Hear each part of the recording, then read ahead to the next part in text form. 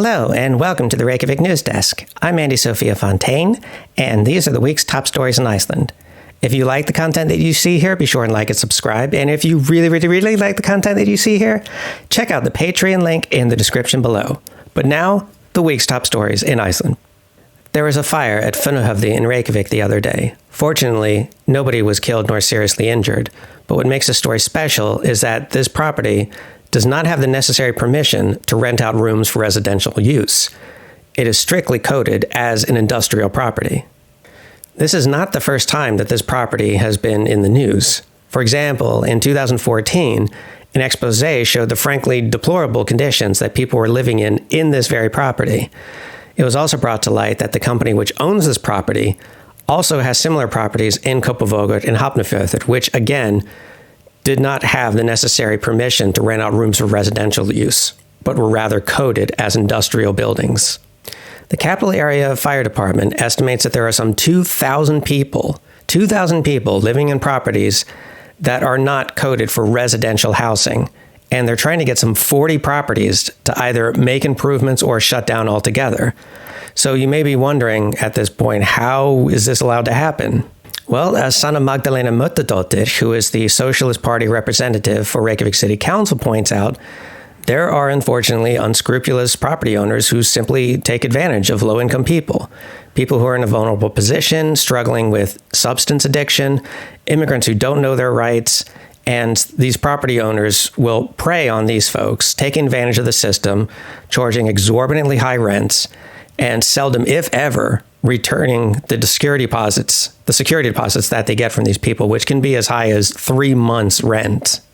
So until such time as Reykjavík City Council and the Parliament change laws in such a way that unscrupulous property owners can no longer take advantage of people, I'd like to offer you some pieces of advice that you can apply if you're looking to rent property in Reykjavík.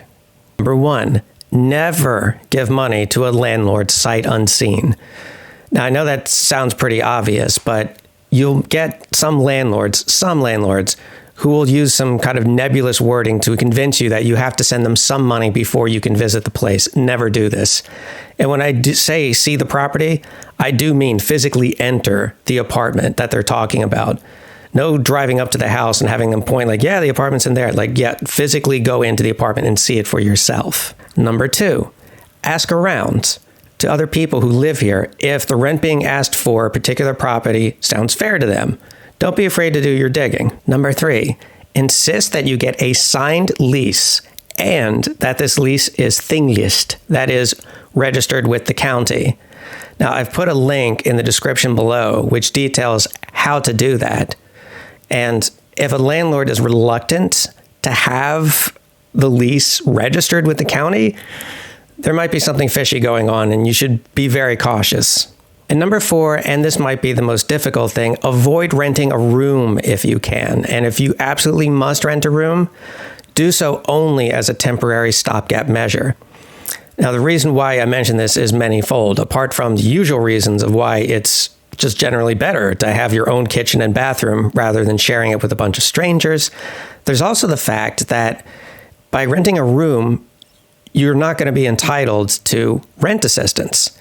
It's actually not that difficult to get rent assistance, and I put another link in the description that details how to get rent assistance, but that only applies to apartments that you're renting. It does not apply to rooms. So again, do whatever you can to avoid renting a room if at all possible, and if you absolutely must rent a room, try to make it a very, very temporary situation. Our next story, Alma Möller, who is the director of the Directorate of Health, reports that everything is being done to speed up the process of granting permits for foreign-born healthcare workers to be able to work in Landspítali Hospital. This comes in the wake of the story of a Canadian nurse who is living in Iceland, and despite submitting hundreds of pages of documentation and having a lot of work experience as a registered nurse, is still being made to wait for months to be able to work in her chosen profession in Iceland. Now, I wish I could say that this is a relatively new phenomenon, but it isn't.